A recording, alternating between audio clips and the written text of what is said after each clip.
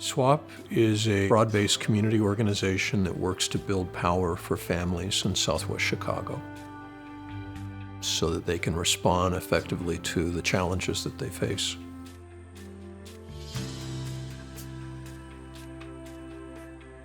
It's not where you come from, it's how you live.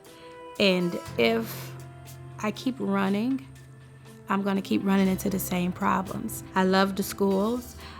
I liked my neighbors. So it was like, I need to stay here. I need to stay here. So what can I do what can we do? We really got that nobody was gonna come and save us. That was clear, but I don't think we got that it was simple to talk to each other. We knew we could do it. We knew it's good people in the community, and the good people just outweighed the negative influence. And then once we started cleaning the buildings up and taking the buildings in the corners where the problems was, it really just kind of naturally gravitated. And actually a lot of the guys who was actually doing negative things, when we put some of them to work, it was a done deal. When I came here, I did not speak English. I did not own a property. Now I'm a homeowner. It is something that have changed many, many people's life. And changed mine, definitely. So you had a neighborhood that was relatively stable after the 2008 crisis really get swamped by foreclosures. And in the neighborhood, there were over 11,000 foreclosures initiated. There were as many as 22 homes on a block that were vacant and boarded. It broke things. SWAP very strategically began to identify who were experts in the field, worked with other groups to try to say, let's consolidate and strategically pick out an area that we think we can really make a difference, that will rely very much on the influence and leverage of local institutions that are part of SWAP. And because of that work, SWAP helped 650 families, 650 in this neighborhood, save their homes from foreclosure, which was tremendous.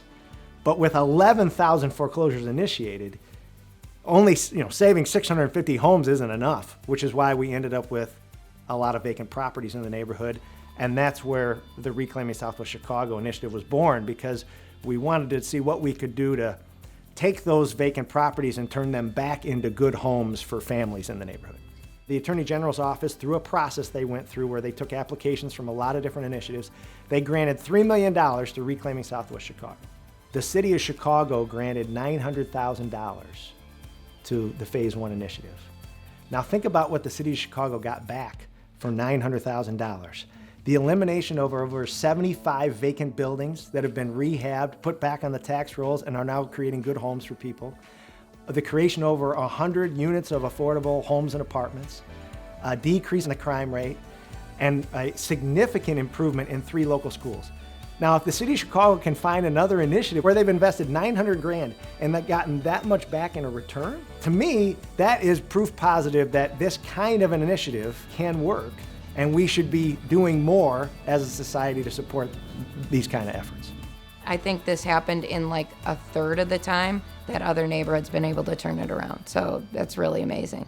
Woods Fund has been funding SWAP for a very, very long time. I don't think that we are the reason why they were able to make such amazing strides with Reclaim, but I feel like because we provide foundational support, it gives them the freedom to be strong and bold. These are big problems. These are macro problems, right? And you don't solve macro problems with micro solutions. And when we think about the work that we're doing here, we don't just think about it that it's going to impact Chicago Lawn or Inglewood or Gage Park. We think about how can it impact the entire city.